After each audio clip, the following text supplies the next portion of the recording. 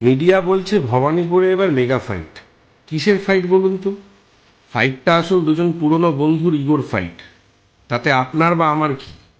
আমরা চাই প্রকৃত পরিবর্তন। এই আমাদের আবেদন, রাজায় রাজায় যুদ্ধ ছেড়ে ভবানীপুরের মানুষ জিত। আর চোখের সামনে পাল্টে যাচ্ছে আমাদের ভবানীপুর। সন্ধে নামলেই পাড়ার রাস্তা আর পাড়ার লোকের থাকছেন, অচেনা মুখের আনাগোনা, বেপরোয়া বাইকের দাপট বাড়ছে, আতঙ্ক বাড়াচ্ছে মহিলাদের। অঞ্চলের সরকারি স্কুলগুলো ধুঁকছে পরিকাঠামোর অভাব, ছাত্রের অভাবে, শিক্ষকের অভাবে। ছেলে মেয়েদের বেসরকারি স্কুলে পাঠাতে বাধ্য হচ্ছেন গরিব মানুষ। শিক্ষা চলে যাচ্ছে গরিব মানুষের নাগালের বাইরে। এরকম কিছু সরকারি স্কুলও বিয়ে বাড়ি, অনুষ্ঠান, কর্মসূচিতে ভাড়া দেওয়ার ব্যবসা শুরু হয়েছে। এলাকায় বাড়ছে চুরি, ছিনতাই, ইফটিজিং এর অভিযোগ, সিন্ডিকেট রাজ, তোলাবাজি, বেআইনি নির্মাণ, পাড়ার ভেতর হুক্কা বার, হোটেলের অসামাজিক ব্যবসা রমরমিয়ে চলছে ভবানী। আর এই সব কিছুতেই শাসক দলের পৃষ্ঠপোষকতা। এই রাজ্য আজ দেউলিয়া।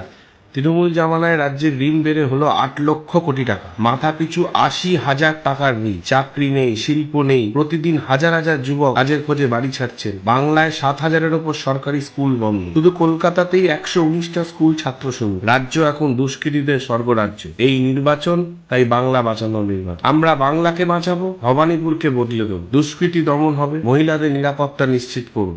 চাকরি ফিরবে, নিয়মিত সরকারি নিয়োগ হবে, প্রত্যেক পরিবারে একটা করে স্থায়ী চাকরি হবে, 200 ইউনিট অব্দি বিদ্যুৎ ফ্রি হবে, শিল্প গড়ে তুলব, সরকারি স্কুলগুলো আবার গড়ে উঠবে ছাত্রে, গরিব মধ্যবিত্তের সন্তানরা আবার সরকারি স্কুলে যেতে পারবে।